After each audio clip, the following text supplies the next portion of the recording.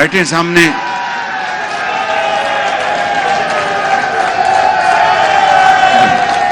بھائی بیٹھ جائیں, بھائی بیٹھ جائیں, او بھائی بیٹھ جائیں, بیٹھ جائیں, بیٹھ جائیں, شاباش, مہربانی, بیٹھ جائیں, بیٹھ جائیں, شاباش. بھائی بیٹھ جائیں, ذرا بات سننے میری. بھائی بیٹھ جائیں, بھائی بیٹھ جائیں, او بھائی بیٹھ جائیں. 65 ارب روپے کی خطیر رقم سے یہ فری آٹے کا انتظام کیا گیا ہے. کیوں؟ اس لیے, بھائی بیٹھ جائیں, ذرا بات سننے میری. بھائی بیٹھ جائیں, بھائی بیٹھ جائیں, او بھائی بیٹھ جائیں. میں پرانی باتیں نہیں دہرانا چاہتا کہ ایسا نہ ہو کہ مبادہ آپ یہ سمجھے کہ میں خود نمائی سے کام لے رہا ہوں, لیکن میں اسی مثال کو آپ کے سامنے رکھ کر بتاتا ہوں کہ مہنگائی ضرور ہے اور مجھے پتا ہے کہ عام آدمی کی زندگی تنگ ہے, میں جانتا ہوں اس بات کو. اسی لیے ہم نے یہ فری آٹے کا انتظام کیا. اس کے اوپر کتنے ارب لگے؟ 65 ارب روپے ایک مہینے میں. صرف رمضان شریف کے مہینے میں لاہور سے لے کے کوٹ سبزل تک, رحیم یار خان اور ادھر اٹک تک 65 ارب روپے کی خطیر رقم سے یہ فری آٹے کا انتظام کیا گیا ہے. کیوں؟ اس لیے, بھائی بیٹھ جائیں, ذرا بات سننے میری. بھائی بیٹھ جائیں, بھائی بیٹھ جائیں, او بھائی بیٹھ جائیں. کیوں؟ اس لیے کہ مجھے, میرے قائد نواز شریف کو, مخلوط حکومت کو, ہم سب کو پورا احساس ہے کہ مہنگائی نے عوام کا جینا دوبر کر دیا ہے. اور مہنگائی کے کیا اسباب ہیں میں اس میں نہیں جانا چاہتا. وہ 4 سال کی کہانی ابھی میں نے اختصار کے ساتھ آپ کو بیان کی. پھر کبھی بتاؤں گا کہ کس طرح ہمیں IMF کا ٹوٹا پھوٹا معاہدہ ہماری جھولی میں پڑا اور کس طرح ہم نے آج بھی لکیریں نکالی جا رہی ہیں تاکہ IMF کے ساتھ معاہدہ ہو جائے. میں اس دن کے لیے میں اللہ تعالیٰ سے کہتا ہوں کہ میری زندگی میں اگر ہم IMF سے جان چھڑا لیں اور یہ جو بیڑیاں IMF کی یہ کٹ جائیں ایک دن, تو وہ پاکستان کا سب سے بڑا خوشی کا دن ہوگا کہ پاکستان اپنے پاؤں پہ کھڑا ہوگا. فی الحال ہمیں IMF کی شرائط ماننی پڑ رہی ہیں, ہمارے پاس کوئی اور چوائس نہیں. ہر کڑی ان کی شرط ہمیں ماننی پڑ رہی ہے, ہمیں اس کے بغیر ہم آگے نہیں چل سکتے. لیکن میں آپ کو یہ بات یقین سے کہنا چاہتا ہوں انشاءاللہ کہ یہ IMF کا معاہدہ ہو جائے. ہم دن رات محنت کر رہے ہیں, کوشش کر رہے ہیں. یہاں پر اب جو عدالت عظمیٰ میں اور پارلیمنٹ میں جو معاملہ چل رہا ہے وہ آپ کے سامنے ہے. وہ یہاں پر میں اس کے بارے میں کچھ نہیں کہنا چاہتا.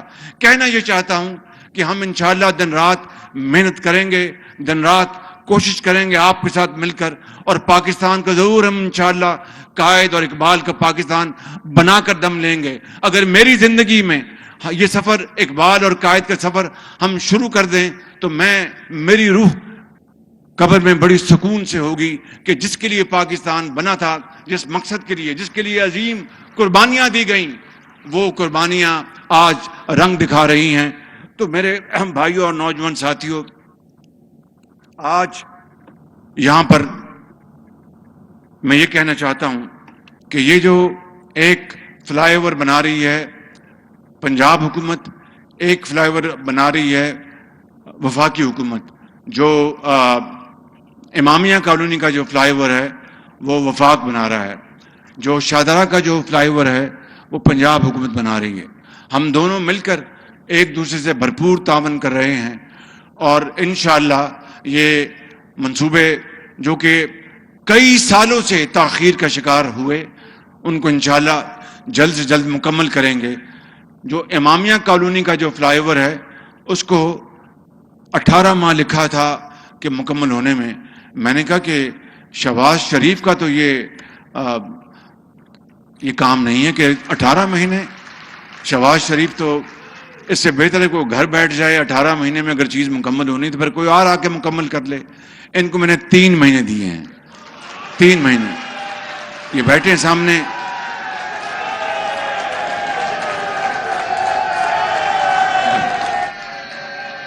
بیٹھ جائیں. کیپٹن صاحب بیٹھے ہیں جو سیکرٹری میں, بیٹھ جائیں.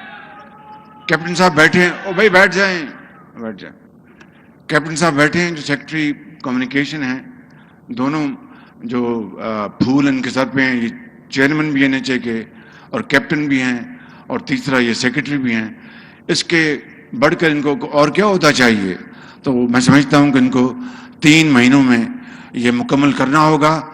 کائنڈلی ذرا کھڑے ہو, ذرا اپنا چہرہ دکھائیں اس طرف ہو کے. ہاتھ کھڑا کہہ کے 3 مہینے میں زندگی رہی تو بنائیں گے. اب کہہ دیں نا آپ ان کو. چل ٹھیک, 3 مہینے میں اس کو مکمل کرائیں گے انشاءاللہ. اور بھائی باپ آپ ذرا اپنا ٹوپ آپ نے بہت لمبا پہنا ہے, بڑی اچھی بات ہے ماشاءاللہ, بہت بہت خوب. تو دوسرا جو ہے میٹرو کا منصوبہ, وہ بھی اپنا آپ کے لیے, آپ کی ہماری بیٹیوں کے لیے, بچوں کے لیے شاہدارہ. اور تو میٹرو کا منصوبہ جو ہے اس کو یہاں پر کالا کھتائی تک لے کے جائیں گے انشاءاللہ. کالا شکاکو, سوری, تھینک یو, کالا شکاکو لے کے جائیں گے اس کو, تاکہ یہ جو ٹریفک کا ازدحام ہے یہ ختم ہو. اور اس کے لیے ابھی بیٹھ جاؤ, یہ ازدحام ختم ہو. تو اس کو ہم انشاءاللہ کالا شکاکو لے کے جائیں گے. یہ میری وزیر اعلیٰ صاحب سے بھی بات ہو گئی ہے, اور یہ منصوبے عوام کے ہیں. اور آپ دیکھیے کہ جب 2018 کے الیکشن میں ابھی کئی مہینے پڑے تھے, تو اس وقت کے جو چیف جسٹس تھے ثاقب نثار, انہوں نے ان تمام منصوبوں پر پابندیاں لگا دی تھیں. کیوں؟ اس لیے کہ نون لیگ نہ جیت سکے. انہوں نے باقاعدہ بلا کر افسروں کو تنبیہ کی.